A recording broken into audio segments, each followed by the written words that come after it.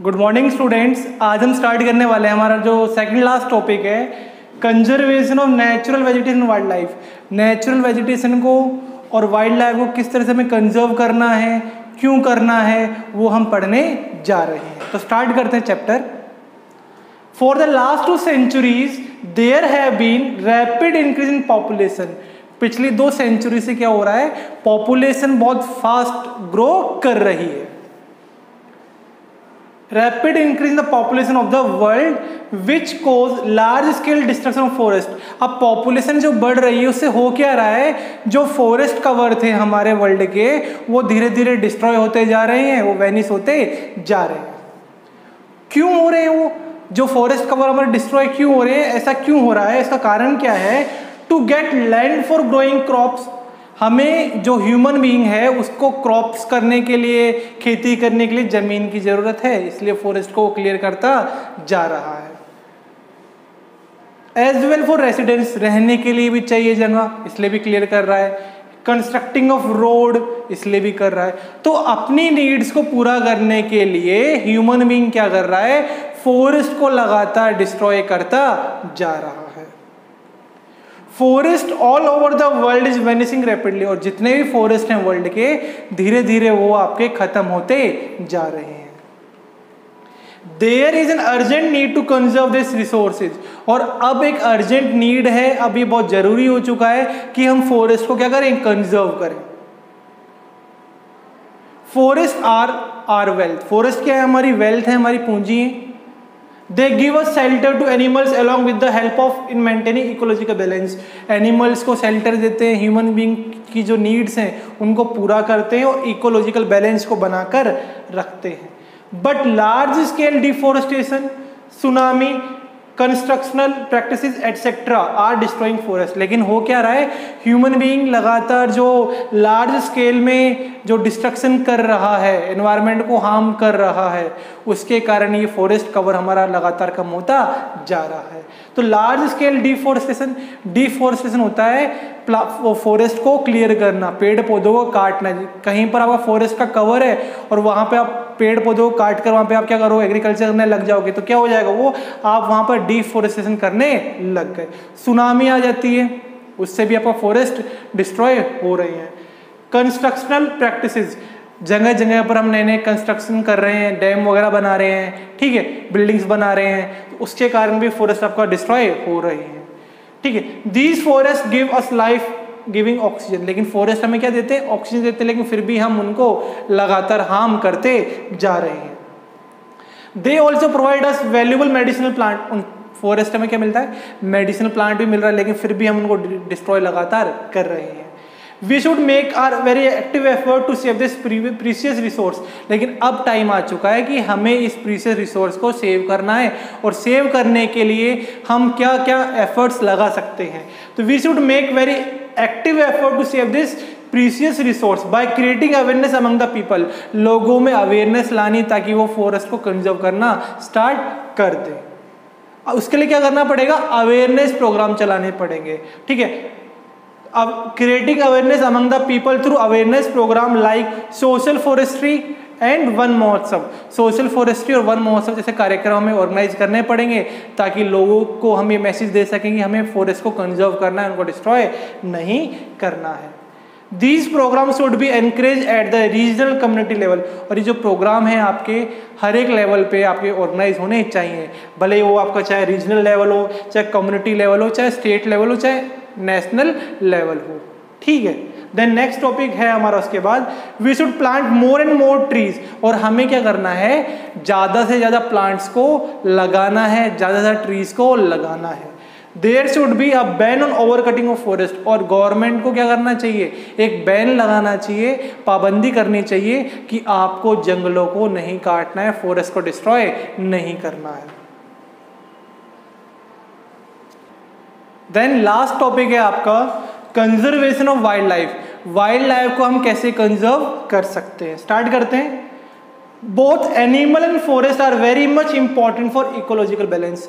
Ecosystem में balance बनाए रखने के लिए, एनवायरनमेंट बैलेंस बनाए रखने के लिए जो एनिमल्स हैं और फॉरेस्ट दोनों ही बहुत ज़्यादा इंपॉर्टेंट हैं। But nowadays this balance is getting disturb due to human greed of development. लेकिन ये जो डेवलपमेंट है, जो इकोलॉजिकल बैलेंस है, लगातार डिस्ट्रॉय होता जा रहा है, लगातार कम होता जा रहा है, क्योंकि ह्यूमन की जो ग्रीड है उसके कारण हम इनको मतलब डिस्टर्ब कर रहे हैं। ह्यूमन क्या कर रहे हैं, अपनी ज़रूरत पूरी करने के लिए एनिमल्स को, फॉरेस्ट को हार्म कर रहा है।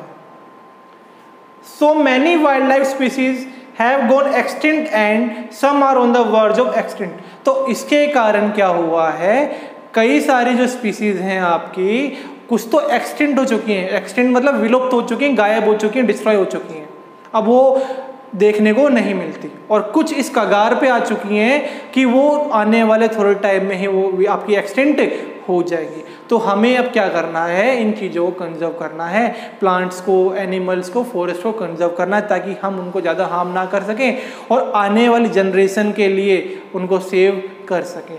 तो सो many wildlife species have gone extinct, कुछ तो एक्सटिंक्ट हो चुकी हैं और कुछ इस कगार पे आ चुकी हैं कि वो एक्सटिंक्ट होने वाले, विलुप्त होने वाली हैं।